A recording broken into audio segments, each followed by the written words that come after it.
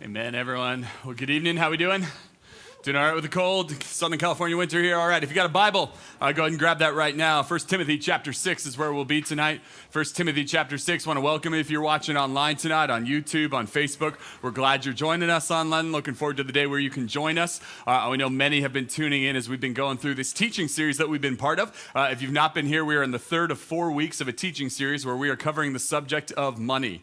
And so often in church, we've said this since the beginning, you hear the subject of money in church and you think we're talking about giving us your money, okay? That is not tonight's sermon. That is not what we're going through. We have every intention of talking about what the Bible has to say about money.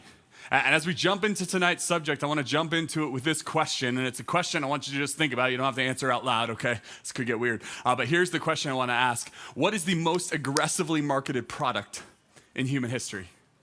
The most aggressively marketed product. Now, you think of all of human history, you think, okay, that's a long time. So it must be like something essential like food or beverages. Maybe it's clothes. Maybe it's like cars got out way ahead and they're like cars are the most marketed thing or homes are the most marketed thing. But the answer to it is actually really simple. It's a small 4-letter word, and this 4-letter word is this word. It's debt. Yeah, who guessed debt? Who guessed it? Who turned to their friend, they're like, debt? No one. You know why? We don't even realize that debt is being marketed to us all the time. But here's what you'll realize really quickly. If you start to actually look for it, you'll realize that almost everything that is marketed to you is debt. Like there's a commercial and you know at the end you're gonna hear what's in your wallet? Yeah, why do you all know that? There's all sorts of things you don't know, but you know what's in your wallet, and the answer is usually not much, right? Like what's in your wallet, or we treat you the way you would want to treat some weird concoction there, or like discover that you just know these credit card slogans. Why?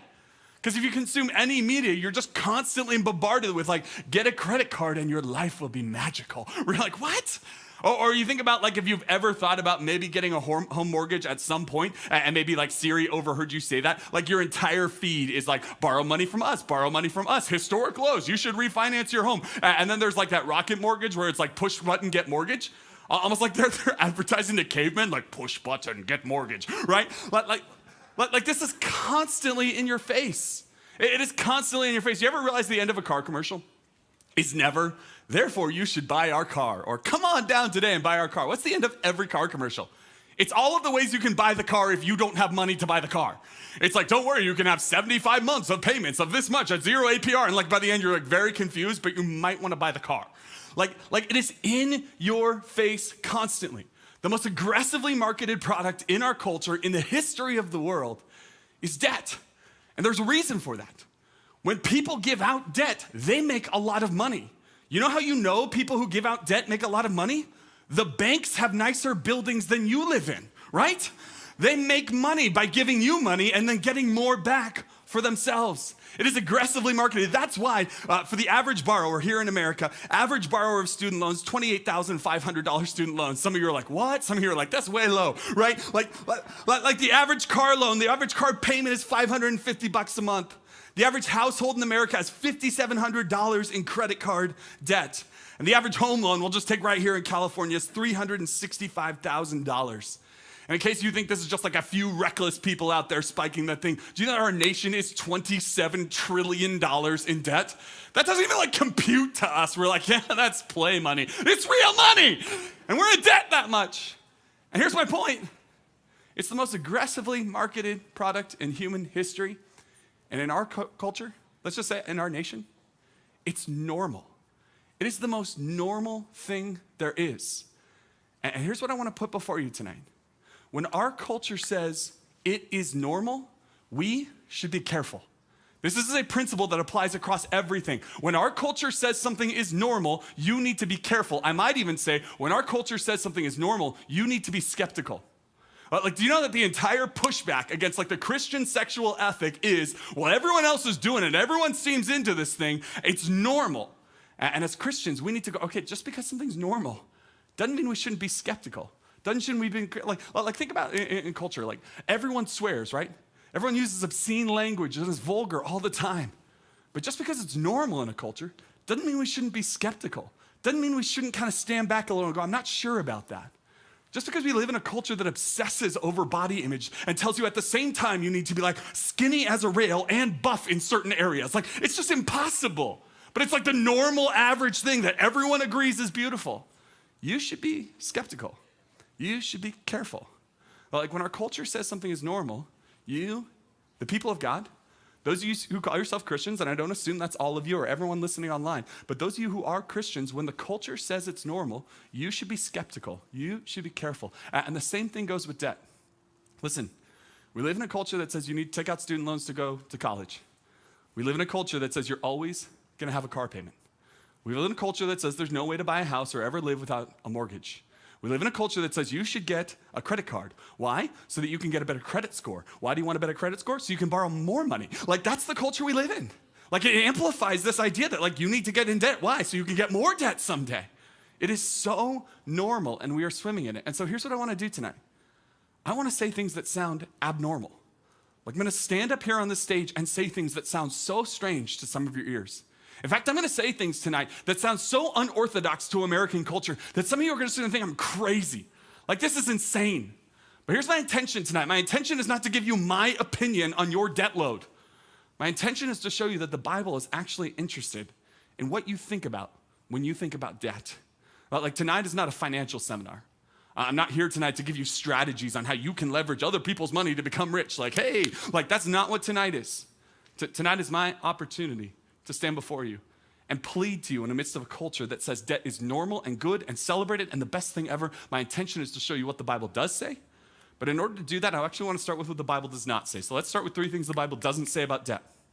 Just get some things out of the way. Number 1, it does not say that debt is sin. I want to be really clear on that. The Bible does not say that debt is sin. There is no verse you can point to in the scriptures that say debt is sin. There's one that people point to sometimes. Romans chapter 13, verse 8 says, let no debt remain outstanding. And so sometimes people are like, okay, that means no debt for Christians. I don't think Romans 13:8 means that you should never get into a debt arrangement. I think it means that you're not supposed to not pay back what you owe. It's in the context of relationships and honor and taxes and giving what is due to the right people. There's another scripture in the book of Psalms, verse 34, that says the wicked take out money but don't repay it. And the emphasis there isn't that they take out money, it's they don't pay their debts. Like I just don't think you can go to the scriptures and make a case to me that every single time you take out debt, it's sin. So I want to say that at the very beginning. But I say that with a lot of fear and trembling, okay? And here's the reason I have fear and trembling that I come out of the gate saying this. I think for some of you, the sermon is over right now.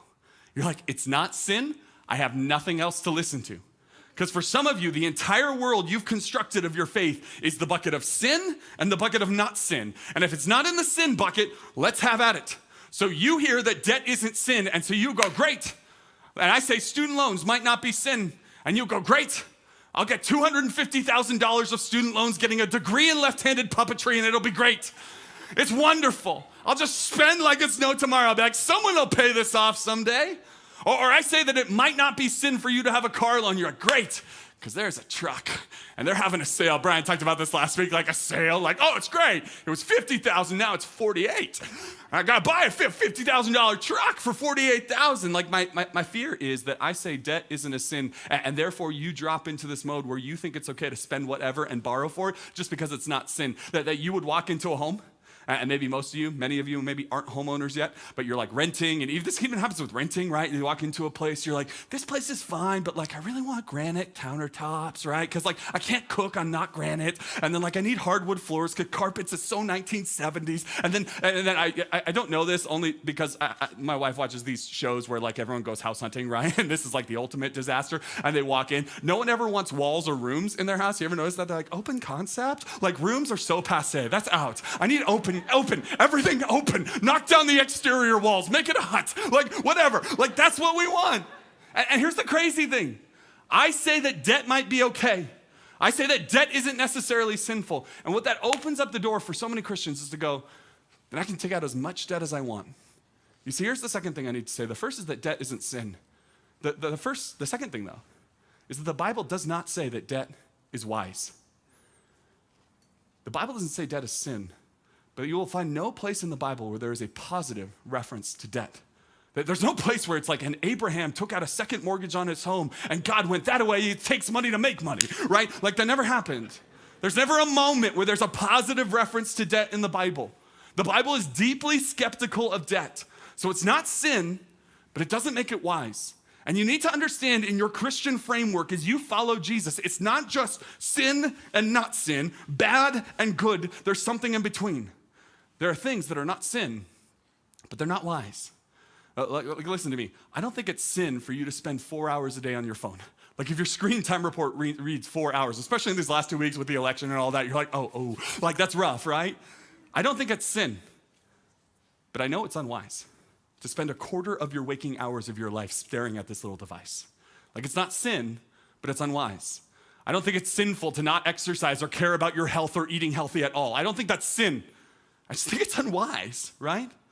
And hear me, I don't think it's sin to not be in a small group or a Bible study or have any group of people you meet with regularly to talk about your faith in Jesus and keep you on track. I don't think it's sin to not be in one of those.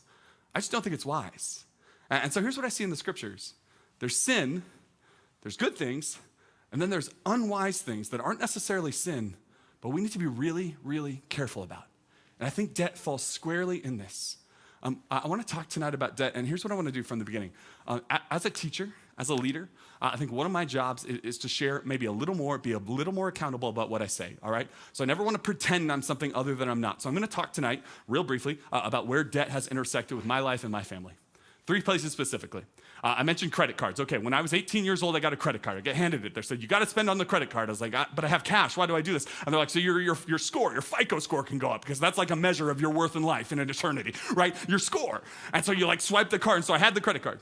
Still have some credit cards. Use it for the miles. Not sure if that's the wisest thing. There's actually studies that show you spend like way more money on credit cards than you do with cash. Like cash is painful. You're like, I don't want to give this to you, but cards, you're like, whatever. And here's the studies. They go to like gas stations. And they're like, how much did you spend on gas 30 seconds ago? People who pay with cash can tell you exactly what it is. If you pay with a credit card, you have no idea, right? You have no clue because you're like, well, I just swiped it and it worked, right? So that's number one. So here's an area where I have debt. Like I have a credit card, pay it off every month, but it's still technically debt. Okay, number 2. I was blessed, and some of you will tune out at this, but this is my life. It's my story. I don't have another one. It's just mine. I was blessed to go to undergrad and get through with no debt. My parents were generous. They worked hard. They saved hard. They paid. It was awesome. It was a blessing. Wouldn't take it back in my life. When I got to grad school and did seminary, which is like pastor school, okay? I went to seminary. My parents said, you're on your own. I said, okay. I don't have any money. I don't have any way of getting money, so I'm going to take out debt. It took about $50,000 in loans to go to seminary. $50,000. I ended up paying that off. I'll talk about it a little bit later, but I just want to talk about where debt has played into my story. And here's the third place debt has played into my story. Pastor Brian Williams was here last week. He talked about this as well. Some of you have this as well. I have a mortgage on my home. So I have a mortgage on my home. I've purchased a home here in this community, hope to live in it for the rest of my life. I have a mortgage. So here's what I'm saying tonight. I want to be really clear. I don't think debt is sin, but I don't think debt is wise. And here's the guy saying, I don't think debt is wise, saying there are 3 areas in my life, 1 in my past and 2 in my current, where I have debt. So what do we do with that? What do we do with the fact that debt isn't wise, but here I am saying like, I'm not gonna go home tonight and sell my house and be like, honey, no more debt, right? Like I'm not gonna do that. So what am I doing here? I'm trying to point out that when you are following after Jesus and when you are trying to walk in wisdom in this world, you need to stop assuming that you always have a good option and a bad option in front of you. Sometimes what you have are 2 really difficult, really bad options. And when you get it into your mind that sometimes you are picking the best option of 2 bad options, then you are able to move forward with wisdom. Take my mortgage, for example. My mortgage, I'm gonna be in debt for a long time, decades, right? And you could say, okay, Brian, that's unwise. But here's the problem. Here's the other unwise thing. The other unwise thing would be that I rent for the next 40, 50 years of my life. I never have equity in a home. My payments are always going up. My housing cost is never capped. And so here's 2 bad choices. It's not 2 good choices. I wish there was a third option where it was like, and I'm independently wealthy, so I wrote a check for $1 million and bought a home. That's not something I have. If you have that, praise the Lord for you. I don't have that. Most of you don't have that. So what do we do sometimes? Sometimes we look at 2 tough decisions, 2 bad options, and we make a decision. But that doesn't make the one we choose wise. It doesn't mean it's wise for me to have a mortgage or it's good for me to have a mortgage or the mortgage is no longer a big deal because the other option was worse. It's still something I have to wrestle with in my life. So the first thing the Bible is not going to say is that debt is sin. The second is that debt is wise. Here's the third thing the Bible is not going to say, that debt is irrelevant to faith. That debt is irrelevant to faith. This is the default position of a lot of people, including Christians, that debt is largely irrelevant to my faith. A lot of Christians believe their student loans have nothing to do with them following Jesus. There are a lot of Christians who think your car payment has nothing to do with your prayer life. There are a lot of Christians who believe their mortgage has nothing to do with their generosity toward the Lord. And I'm here tonight to convince you that that's not true. I'm not here tonight to give a financial seminar. I'm not here tonight to give you my opinions on debt. I'm here tonight to show you that if you want to be a fully devoted follower of Jesus who is growing more and more and more like Christ, you are going to have to think about debt, not the way the United States culture teaches you to think about debt, but rather the way the God of the universe teaches you to think about debt. We're going to jump into this text tonight, and again, it's in 1 Timothy. It's in chapter 6, and here's how it begins.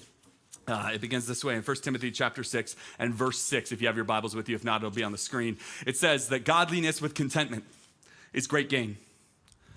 So there's that word there, contentment, and that word contentment is one I brought up the very first week. I actually think it's a thread that kind of runs through all of your finances, is this word contentment. Whether or not you are just content with the money and the possessions that you have. If you're content with your car, even though it's not new and it doesn't smell new anymore. If you're content with your shoes, even if they're a little scuffed up and don't look like they used to. If you're content with your phone, even though there's another phone that's coming out and it's a tiny little bit better than the current phone you have, if you're content with that. I actually think right at the core of all of this is, are you going to be content with the things you have? Are you going to be okay with the things in this world, knowing that the things of this world are never going to satisfy you? Because listen, there's a competition going on for your heart. And here's the competition. The competition is between contentment over what you have and this unrelenting drive that exists in you and is egged on by our culture of consumption. Like, I'll put it to you this way, that consumption and contentment are in competition for your heart.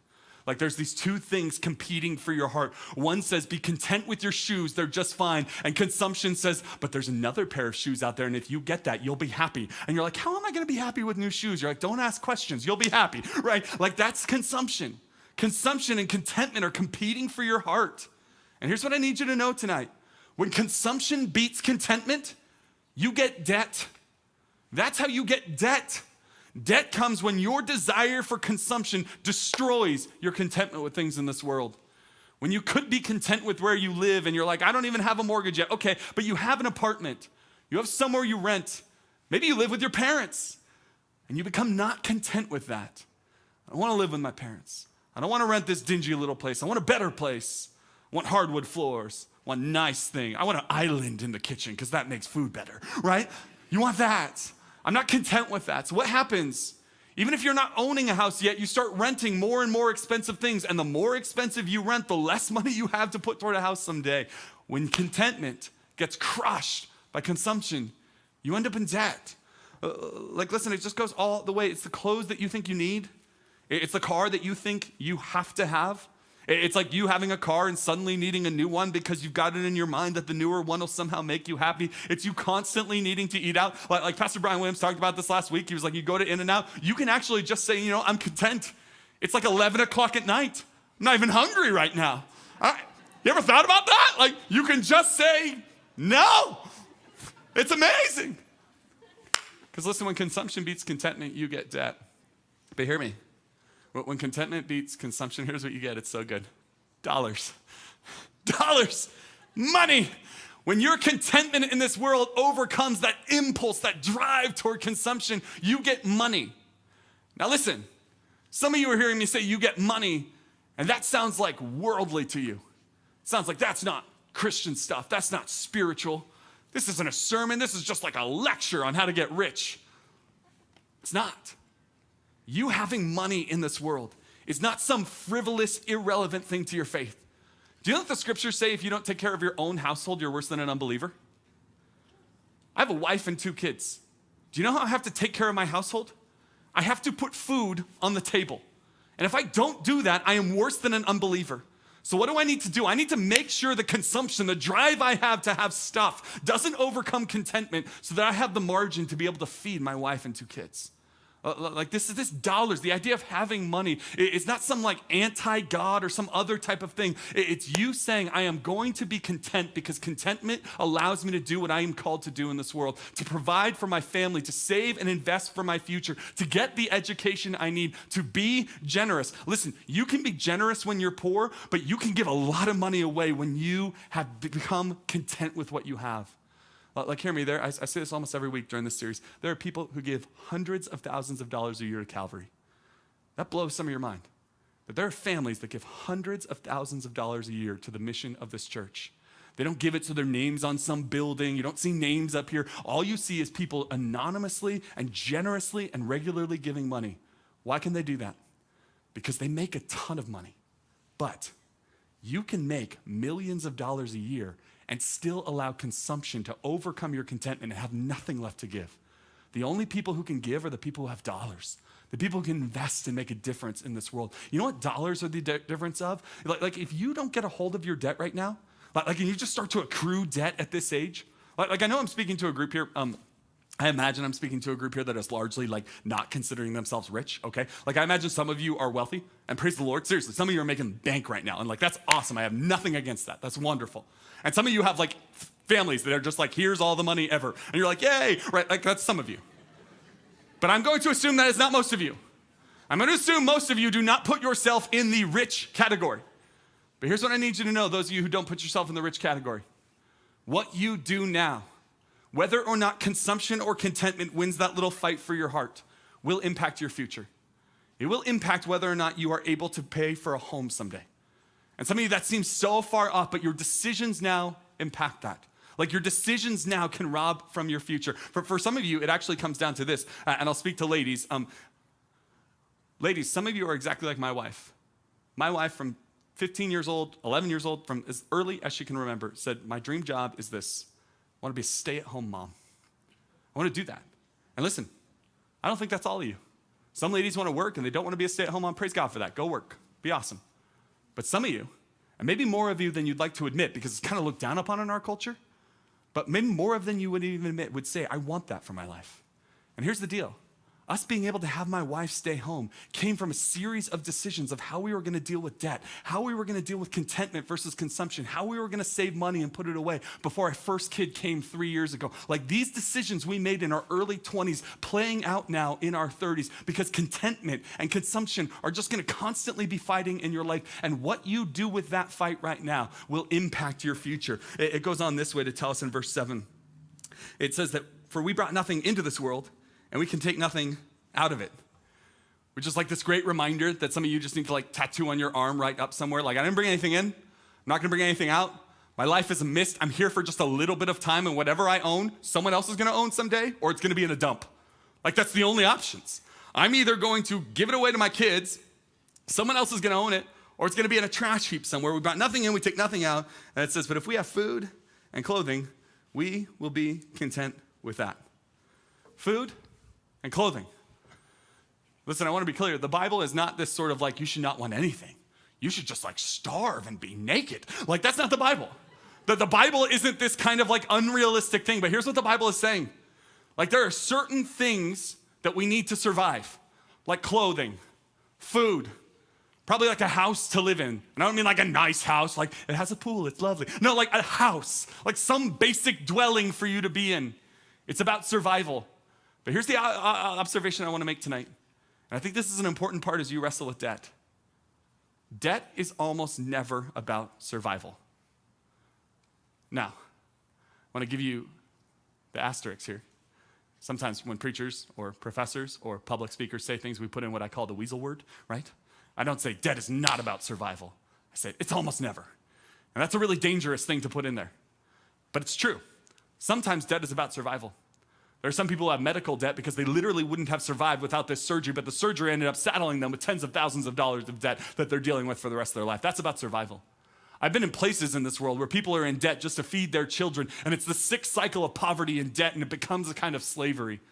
So listen, that can be true in other countries. It can be true here. There are some people for whom debt is literally the mechanism of their survival. But can I challenge you tonight? I think for the overwhelming majority of people here, the debt you have in your life is not about survival. You could have survived without college. In fact, you may have survived more without college, right? It wasn't I went $100,000 into debt to get my undergraduate degree because if I didn't get a degree in English, I would have died, right? That wasn't the case. That your debt wasn't about survival. Like honestly, for the most part, like car debt is not about survival. I can imagine a situation where you're just like needing to get somewhere, and so you have this little loan so you can get a car. But when you have like $50,000, $40,000, $25,000 in car debt, so you could have a nice car with leather interior and a nice little sound system, that is not about survival, right?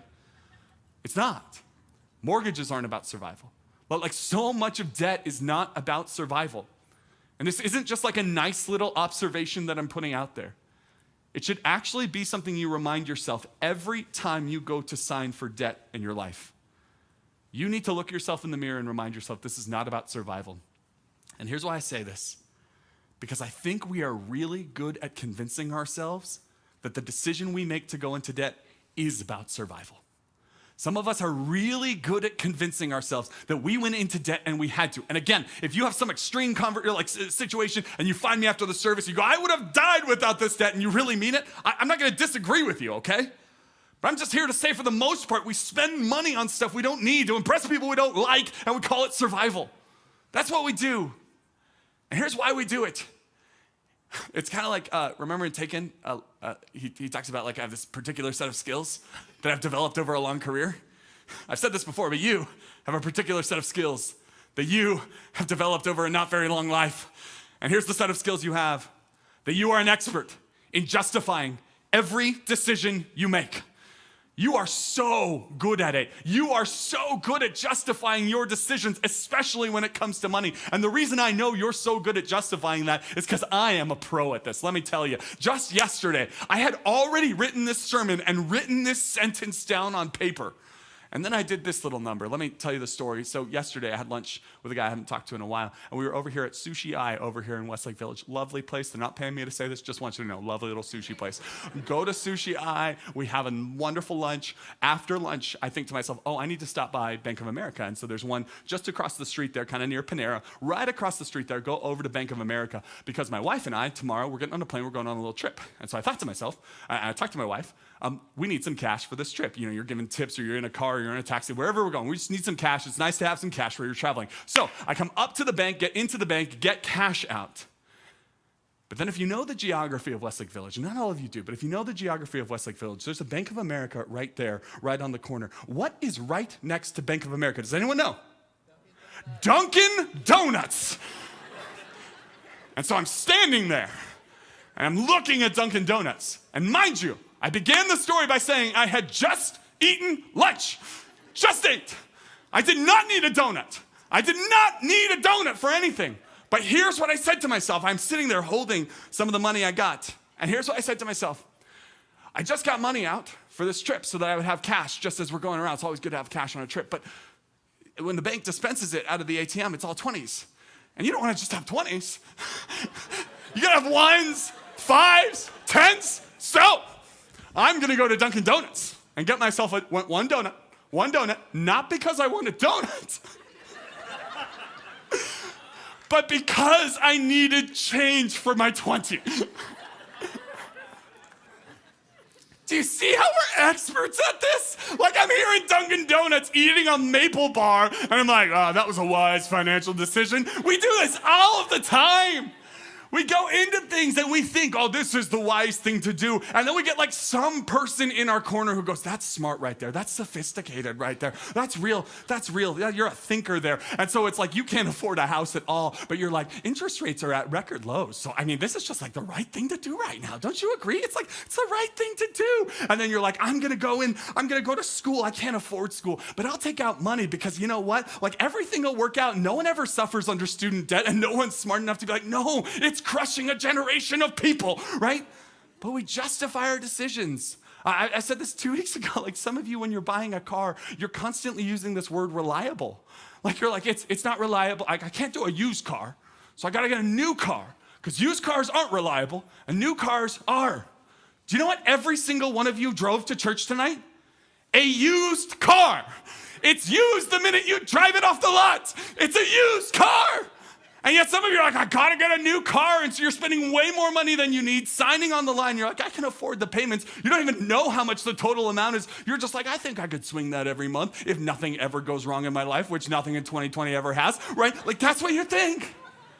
You are so good at justifying your decisions. And here's what I want for all of you. Like, again, I'm not saying that debt is sin.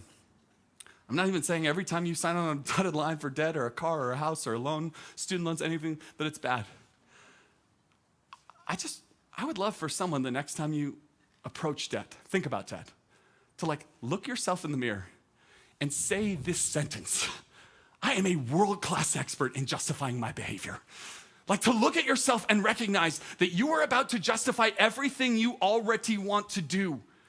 And that you need to get the type of people in your life who are willing to look you in the face and be like, hey, listen, I need you to be real clear here. This degree is not going to pay off those loans. This car is really, really nice. And when you have money, you should buy it, right? Like you need someone in your life who's able to look you in the face and tell you what you are doing is foolish because you are so good at justifying your behavior. And here's what the scriptures are saying. If you have enough to survive, you're fine. You don't need to go into debt.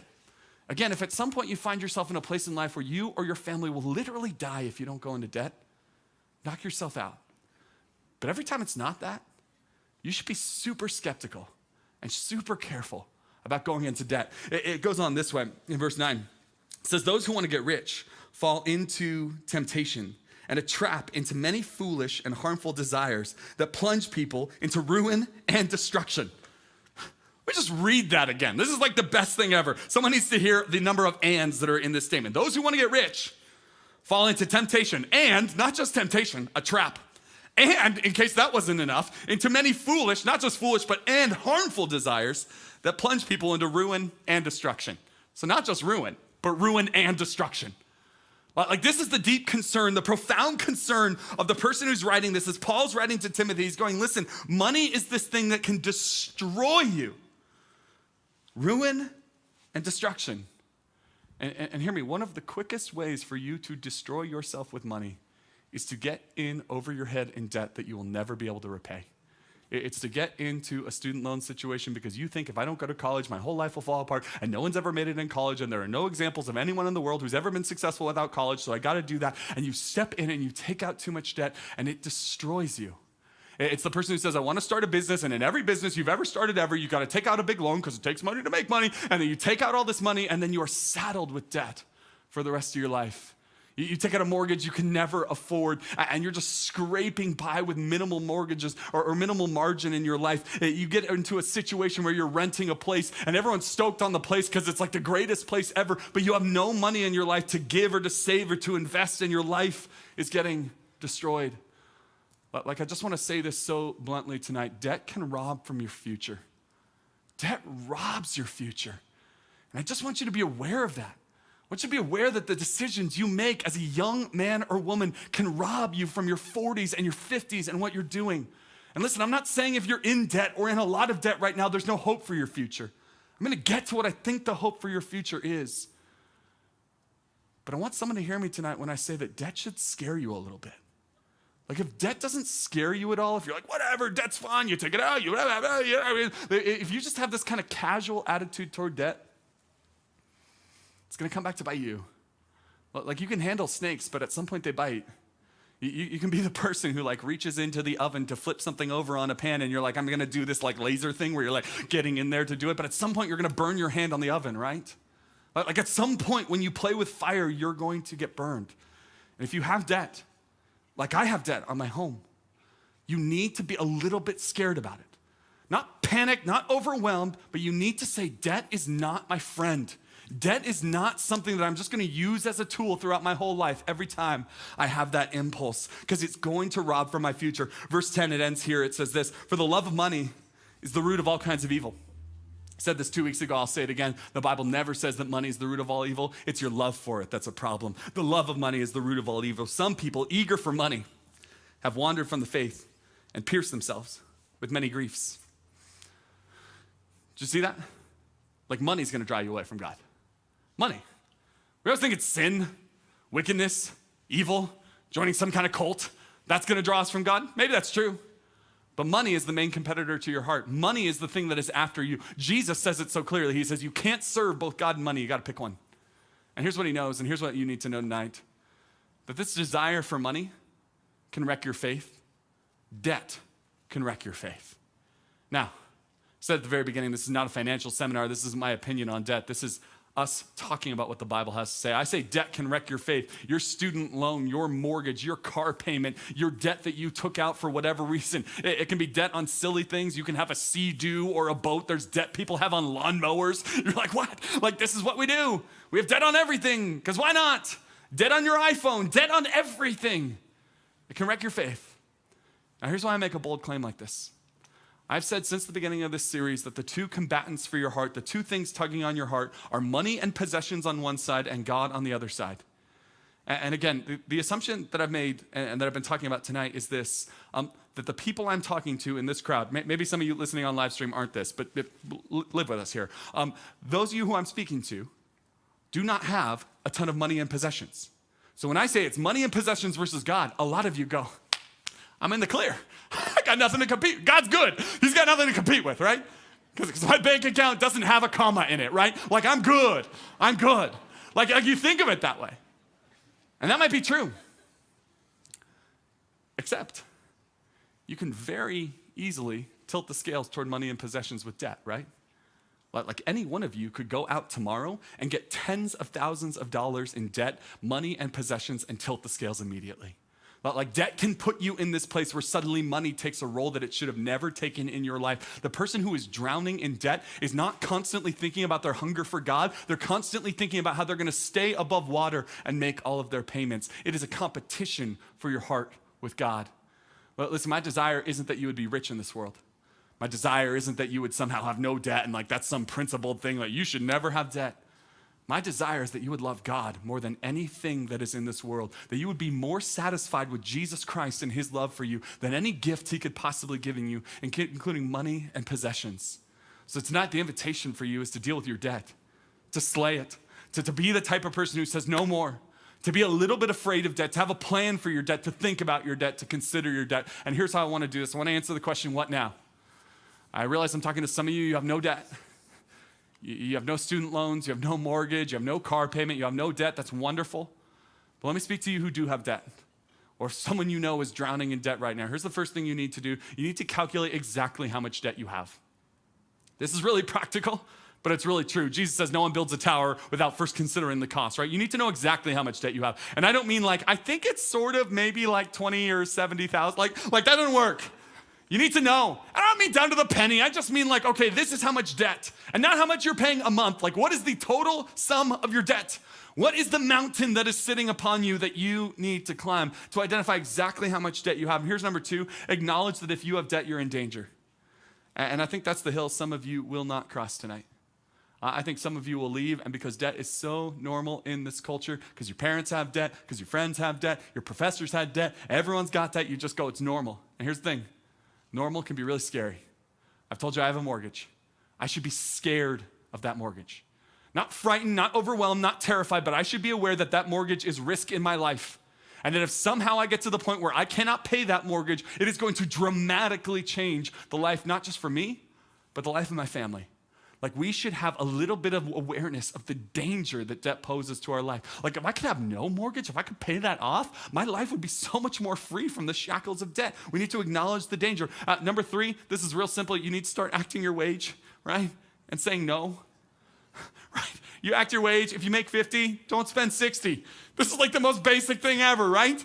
And yet we don't do this. We're like, I make 50, but what I'll do is I'll spread the payments out over a bazillion years and I'll always be in debt. And we just kind of like finagle some way of sounding sophisticated. You act your wage.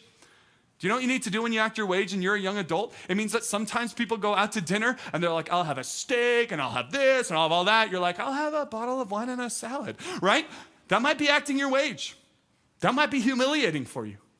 But I'm going to tell you, you will never get out of debt if you're always trying to keep up with everyone else and what they're doing. You need to practice saying no. No is the most satisfying thing you can possibly say. It is a complete sentence. You want to go out to dinner? No. You don't even have to justify why. Do you want to go do this? No. Well, we're going to go shopping today? No. Because I know if I go shopping, I'll buy things and I don't need things. But I know if I see a sale, I'll buy it because I'll think it's a savings and it's not a savings because I'm spending money. But no. Do you want to go to my destination wedding in Hawaii? Sounds great. No, right? No. You learn to say no now so that you can say yes later. You start acting your wage. You learn to say no. And then here's what I want every single one of you to do. This is whether you're in debt or not. I want you to learn from someone who has what you want. This is called wisdom. Wisdom is looking at someone going like, I see your life. I want what you have. You seem to have your financial act together. You seem to have some wisdom. You seem to be making it in this area. And listen, that doesn't mean like go find Scrooge McDuck, okay? It's not like go find the wealthiest person possible. It's like just go find someone. Find a school teacher who lives in this area and is not like rich, not independently wealthy, but is managing their money and their debt in their life in such a way that's allowing them to raise a family and give generously and love this community. Find someone who has what you want and go learn from them. Go ask questions. Be willing to actually open up your finances and say, I'm a mess, help me. Be willing to have them speak into your life. And then here's the final practical next step I want to give to someone tonight. I want you to make a plan to be debt-free 2 years from today. 2 years. Now, for some of you, you have no debt and you're like, I'm winning, right? Not so fast.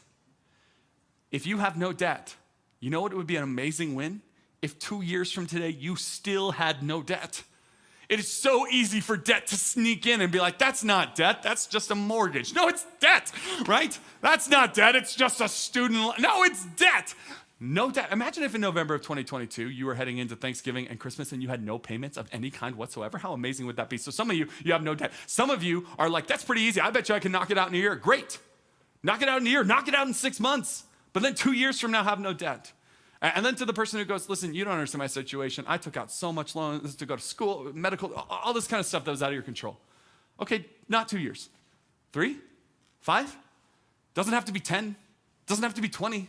Like I think for some of us, we're just kind of like, I'll always be in debt, so I won't even deal with it, not even worry about it. You lay out a plan. You attack it with a vengeance. You become the type of person who says, I'm going to get out of debt. I'm not going to allow this to own me anymore. I'm not going to allow this to crush me anymore. And I don't have a specific thing. Again, I've mentioned Dave Ramsey before. Go on his website, look at his stuff, learn from him, figure out how to make a plan for yourself to get out of debt. And for some of you, maybe getting out of debt doesn't mean you're going to pay anything off. It just means you're going to finish school without accruing any more. You're going to work an extra job. You're going to peel back on school. You're actually going to slow it down. You're going to go a different path so you don't just keep stacking up debt. So I'm not going to give you a plan tonight. I'm not going to give you, here are the 6 things you need to do now and how to get out of debt. I want to give you a picture instead. And the picture doesn't come from me. The picture comes from the Bible. The Bible in Proverbs chapter 6, verse 5 says, free yourself like a gazelle from the hand of the hunter, like a bird from the snare of the fowler. Fowler. Wow. Whew. Yeah, flower is very dangerous. It's a rough world out there. So it says, free yourself. And then it says you're going to free yourself like a gazelle from the hand of the hunter. If you don't know what a gazelle is, I'll show you this picture here. A gazelle is a kind of antelope. And it's this little beast that's running here from the hunter, from the guy that's about to eat him. And this doesn't come from me. This is popular in the Christian world, but this is the idea. If you want to get free from debt, you got to be like this little guy. You got to go like, debt is this lion that is chasing me down, and it is going to devour me. It's going to rob from my future. It's going to rob from my family. It's going to rob from job opportunities. For some of you, listen, debt is going to rob from you your opportunity to go into ministry. I can't tell you how many guys I've talked to want to go into ministry, but they're just drowning in some financial situation they can't get out of. There's people who want to be overseas missionaries, and there's actually mission agencies that will turn people down because their debt is so high, and they go, you can never pay this off on a missionary salary. You just decide, I'm going to get out of this. I'm going to release myself from this debt. And again, I don't have an action item step for you. I just want to say you become the type of person who says, I'm going to escape from this. You become intense. You become focused on this thing and this thing only. You become the type of person who says no to anything that gets in the way of your plan to get out of debt. I mentioned to you earlier that when I was 22 years old, I came on staff at this church and I began seminary. And I began seminary and I did what a lot of you maybe even did for undergrad, and I took out loans. I didn't know anything. I just thought I kind of want to do seminary, and so I'm going to take out loans. And looking back now, 10 years later, that was riskier than I understood it to be. And there were some wise people speaking into me even at the time, and yet I was just like, I'm going to do this. So I take out all of these loans, and it starts accruing, and it starts accumulating, and I start having all of this debt. And then right in the midst of this, I actually get hired for like my first like real human being job, right? Adult job. You know what I mean by that? Like you're like, oh, it's a job, right? So I get this job, and I had this decision. Like I could just kind of start living like everyone else who has like a normal salaried job in this area, or I could decide that I'm gonna get out of debt. And so I made a mission. It was 2012, and I made this decision. I am going to get out of debt before I graduate seminary. Now, fortunately, my seminary program was a 3-year program that I stretched into 5, okay? And so my goal was in the next 4 years, I am going to get out of debt. Like I'm going to eliminate all of this debt, and I'm going to pay for the rest of seminary. Now, if you think somehow, just as a reminder, I work here at this church, okay? If you think it's like the lucrative salary of a church that allowed me to do this, you've never met anyone who's worked at a church, okay? Like it wasn't like I was making $1 bazillion and could pay everything off. It's that I made a decision that I need a place to live. I probably don't need new clothes. I probably did need new clothes. Like people were like, you're not very cool. But I didn't think I needed new clothes. I had a car and I had gas in it. And I would find the cheapest places for gas because my only mission was get out of debt. I didn't go on trips that other people were going on. I didn't go to weddings that people were going to. I missed weddings of friends. I missed opportunities. People were going out to eat, and I either didn't go out to eat or I went and I got a water. The part I'll never forget from that season of life what was that I just had this decision, like I'm gonna go into work each day and I'm not gonna go out, because every single day at work, there's someone here at the church who's like, I'm going out to lunch. And sometimes it's a nice lunch. Sometimes one of my bosses back in the day would always be like, I'm going to Costco for lunch. That was affordable, okay? The food court was affordable. But here's the decision. Like I'm not even gonna spend money on that. So this is a part of my life I'll never forget for whatever reason. I just remember every Sunday night making bean burritos. I'd make like 20 of them, and then I'd put them in the freezer on like wax paper, and then they'd just sit there in the freezer. And every morning I'd go in and just grab a few bean burritos and throw it in a pack and go into lunch. And then people would be like, we're going out to lunch. I was like, no, I'm gonna have my sad burrito. And like, that's what I do. But here's what happened. I get married in 2013. I paid off my student loans by the time I graduated seminary. Why? Not because I had some great strategy, not because I was sophisticated financially, not because I made so much money, but because I was intense like a gazelle who said, this thing will destroy me if I'm not careful with this. This thing will limit my opportunities. It'll limit my wife's ability to stay home with our kids someday. It'll limit my future. It's going to rob from me, and I don't want that to be the case. And tonight I want to invite someone to be just like this gazelle, to say, I have been playing footsie with debt for too long, and it's time to get this away. I'm no longer going to be the type of person who just kind of flirts with it. I'm going to be the type of person who gets out of it. And again, that might be 2 years, it might be 5 years, but don't make it 20. Don't make it 30. Be the person who decides, I'm getting out of this. Here's why. Last scripture we'll show tonight. Proverbs 22:7 probably says the most intense thing the Bible has to say about debt. It says the rich rules over the poor, which is kind of like a universal thing. If you think it's like just in America, there's income inequality and some people have more power and influence than others, you've never ever read history ever, okay? This is like all of human history. Rich people rule over poor people. This is not an American thing. It's not a Western thing. It's all of human history, everything. But then it says something profound. It says, and the borrower is slave to the lender. And honestly, when I read that at first, I struggle with it. I'm like, borrower is slave to the, like debt is slavery? Some of you are like, are you saying debt is slavery? I want to be really clear. I'm not saying debt's slavery. God is saying debt is slavery. And to follow after Jesus, to become more like Christ, to be a Christian who is walking in the fullness of what God has for your life, is to decide I am no longer going to live enslaved to debt anymore. That I'm going to fight through that. I'm going to walk out of that. I'm going to be focused. I'm going to be the type of individual who says I'm not going to be in debt anymore. Because hear me, if you hear nothing else tonight, I need you to hear it when it comes to debt. I need you to know this. That until you decide I am getting out of debt, I'm going to be gazelle intense. I am getting out of debt. It is not going to own me anymore. I'm not going to be a slave to it anymore. Until you decide that, it'll never work out. Because here's what you need to know. You can wander into debt, but you cannot wander out of it. You can wander into debt, but you will never wander out of it. You'll never just wake up one day and be like, I'm debt free. Like that doesn't happen. It only happens when you decide for it to happen. When you decide that you are sick of the slavery of debt. Debt is a kind of slavery that will own you for your entire life if you're not careful.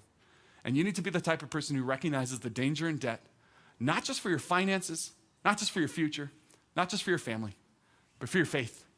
Because the number one competitor to your heart when it comes for your love for God isn't sex, it's not alcohol, it's not foul language, it's not movies, it's not media, it's not our culture. It's money. And money will always become a bigger deal in your life when you're saddled with debt. I have no idea how all of you are receiving this message. I get that I'm up here preaching a message that sounds like I am from Mars, okay? I know this sounds strange. I've even confessed to you that in my own life, this is present, and I have to wrestle through kind of how do I deal with what the Bible says and where I'm at and what our culture says. But this is the place where I want you to wrestle before God. You don't owe me an answer on anything. The person to your left, the person to your right, you don't owe them an answer on anything. But you owe yourself an answer. And more importantly, you owe your God an answer. That if you want to be fully faithful to him, sold out for what he has for you in this world, for whatever future he has for you, you're gonna have to deal with debt in your life. You're gonna have to make a decision that contentment is going to rule over consumption. Our band's gonna come up right now and we're gonna sing and we're gonna come before the Lord our God and we're gonna give in our affection and our attention. I really believe with all my heart that your worship, like your capacity to enjoy God, will ultimately be the thing that leads to contentment. Because when you start to enjoy God more than anything else in this world, like shoes and cars and trips and luxury things just seem so much less and God seems so much more. And so that's the invitation for us tonight, to come before God with what we have, to wrestle through hard things in the Bible, and to be skeptical, deeply skeptical of anything that our culture says is normal, even when it seems so utterly bizarre. So let's pray, and we're going to worship. Thank you, God, for tonight. Thanks for your word. Father, I pray for the person right now who just feels guilty because of their debt. I pray that their guilt would be washed away by the truth of Jesus' blood, that they are fully forgiven, fully loved by their Father in heaven, and you're going to take care of every one of their needs. Pray for the person who's skeptical of this whole message and thinks debt is fun and it's no big deal. God, I just actually pray you would just blast their hearts and convict them tonight. Pray no one walks out of this place not hearing a word from your Spirit. God, would you meet us here? Would you meet us in our finances? God, may it never be said of anyone in this courtyard tonight, anyone listening online, that money had our hearts over your Son, Jesus, and the inheritance and the treasure of his grace and his love that he offers us. God, as we worship right now, help us become the type of people who are so content with you that everything else in this world seems small. God, in the words of the old hymn, may you turn our eyes upon Jesus. May we look full in his wonderful face. May the things of earth, the stuff of this world, grow strangely dim in the light of his glory and grace. Pray it in Jesus' name, and all God's people said real loud, amen.